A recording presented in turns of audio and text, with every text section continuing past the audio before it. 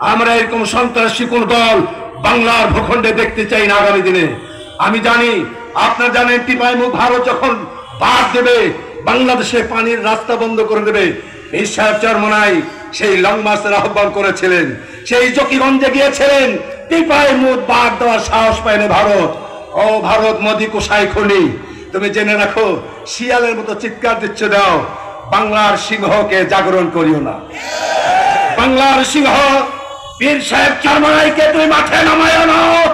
বাংলার সিংহ পীর সাহেব চরমনাই মাঠে যদি নামে, আমরা ভারতকে টুকরো টুকরো করে দেবো ইনশাআল্লাহ।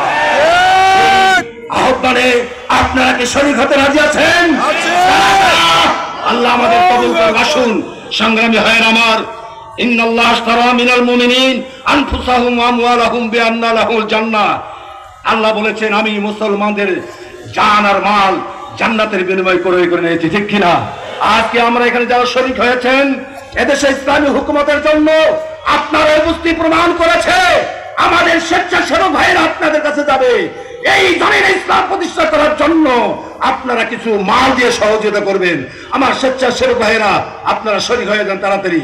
আপনারা জানেন, ওসমান গনি রাদিয়াল্লাহু তাআলা আনহু একটা প্রশংসা করছি, যারা স্বেচ্ছাসেবক ভাই ব্যাগ নিয়ে নামে যান। যখন মদিনায় রাসূল গেলেন, কোনো ভালো পানির ব্যবস্থা ছিল না, সব লবণাক্ত পানি, একটা কূপের পানি ছিল মিষ্টি পানি।